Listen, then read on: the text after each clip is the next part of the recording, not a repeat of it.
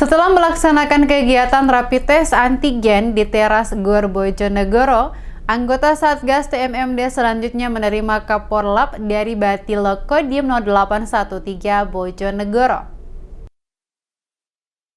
Anggota Satgas TMMD reguler ke-110 Kodim 0813 Bojonegoro terima Kaporlap dari Batilog Pembantu Letnan 2 Ali Nur Taufani, Senin pagi setelah sebelumnya melaksanakan kegiatan rapid test antigen yang diselenggarakan oleh petugas laboratorium Dinas Kesehatan Kabupaten setempat. Setiap personil Satgas TMMD berhak mendapatkan satu setel pakaian dinas lapangan loreng, t-shirt loreng, topi rimba, serta sepatu boot untuk mendukung kinerja di lapangan. Pembantu Letnan 2 Ali Nur Taufani, Batilog Kodim 0813 Bojonegoro mengungkapkan, selain dukungan dari 3 anggota TNI dari 3 matra, pelaksanaan TMMD reguler ke-110 Kodim 0813 Bojonegoro juga mendapatkan dukungan dari Satpol PP maupun jajaran Polres Bojonegoro, selain juga dari masyarakat setempat.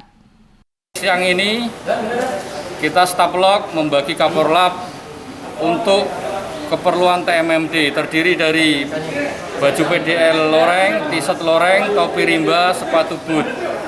Ini akan dilaksanakan besok pembukaan tanggal 2 di Desa Ngerancang dan Jatimulyo, Kecamatan Tambarjo, Bojonegoro.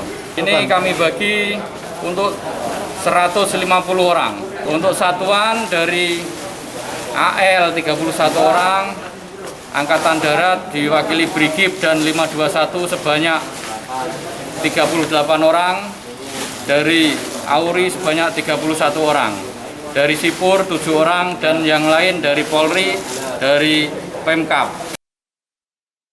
Setelah menerima Kaporlap, anggota Satgas naik ke truk yang telah disediakan untuk selanjutnya menuju ke Koramil Tambak Rejo guna pembagian tempat tinggal anggota Satgas selama pelaksanaan TMMD reguler ke-110 di Desa Ngerancang dan Jatimulyo.